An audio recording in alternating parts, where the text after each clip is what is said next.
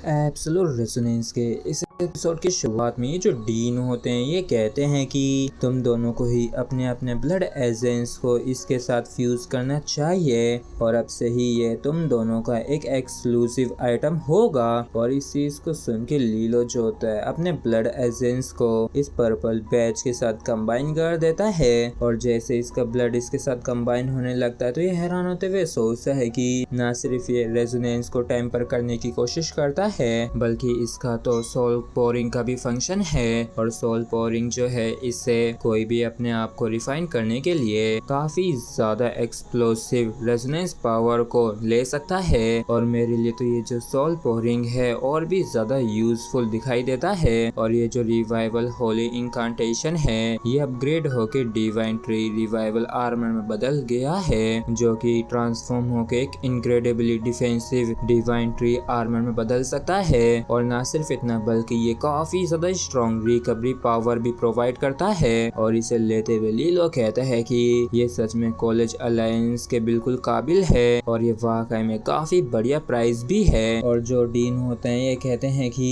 इसके साथ ही इस साल की जो होली ग्रेल वॉर है काफी अच्छी तरीके से अब समाप्त होती है और मैं बस उम्मीद करता हूँ कि यहाँ पे जो कोई भी है वो फ्यूचर में अपनी स्ट्रेंथ और प्रोग्रेस काफी ज्यादा बढ़ा लेगा और अपने आप को फोर्ज करते हुए बहादुरी से ड्यूक स्टेज की तरफ बढ़ेंगे। और तभी ये अनाउंस हो जाता है कि इस साल की जो होली ग्रेल वॉर है ये परफेक्टली कंक्लूड हो चुकी है। और लीलो जो होता है कहता है कि आखिरकार ये स्मूथली खत्म हो ही गया। और फिर क्या था कि सारे जो कॉलेज होते हैं वो यहाँ से जाना शुरू कर देते हैं। और लिंकविंगर जो होती है ये कहती है कि लीलो बताओ कैसा महसूस हो रहा है पूरे ही सेंस ऑफ रीजन में काफी ज्यादा फेमस होने के बाद। तो लीलो जो होता है कहता है कि अरे मैं तो बस इन लोगों के पीछे पीछे ही घूम रहा था और रही बात चैंपियनशिप को जीतने की तो काफी हद तक मैं बस हिज हाइनेस और सिस्टर क्वीन के एफर्ट्स के वजह से ही इसे जीत पाया हूँ। तो लियो क्विंगर जो होती है ये कहते हैं कि हाँ शायद ऐसा हो सकता है लेकिन मुझे ऐसा महसूस हो रहा है जैसे कि जो असली स्टोरी है वो शायद इतनी भी ज्यादा सिंपल नहीं है। तो लीलो भी हड़बड़ाते हुए कहता है कि आखिर तुम्हें ऐसा क्यों लगता है। तो लियो क्विंगर जो होती है कहती है कि आखिर इतने सारे सवाल क्यों कर रहे हो और ये तो बस गर्ल्स इंस्टीट्यूशन है। तो लीलो भी घबराते हुए मनी मन कहता है कि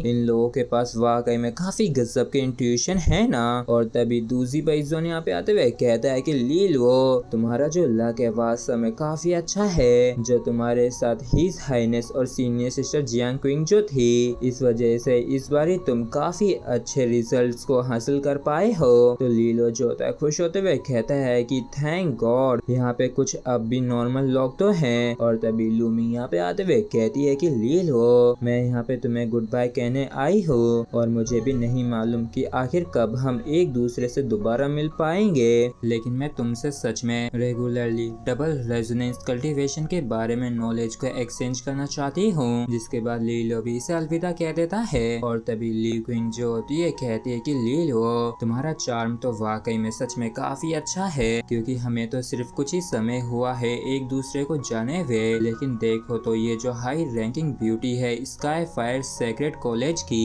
ये अभी से ही तुम्हें पसंद करने लगी है। तो लीलो जो होता है घबराते हुए मना करने लगता है। तो इस चीज को देख के लियो क्विंग जो होती है सोचती है कि ऐसा दिखता है कि मैन जो है वो कुछ ज्यादा ही हैंडसम भी हो सकता है और इसके अलावा तुम्हारी जो एबिलिटी है दूसरों को अट्रैक्ट करने की वो किसी भी औरत से कम नहीं है। और तभी जियांग क्विंग जो होती है सभी को यहाँ से चलने के लिए कहती है। और लौट के आने के बाद लीलो जो होता है ये कहता है कि ठीक है अब मैं सीधा घर जा रहा हूँ। और इसके साथ ही फ्रेंड्स हमारा जो एपिसोड है ये यहीं पे खत्म होता है। अगर आप लोगों को वीडियो अच्छा लगा हो तो प्लीज चैनल को सब्सक्राइब और वीडियो को लाइक करना बिल्कुल भी ना भूलें। Thank you.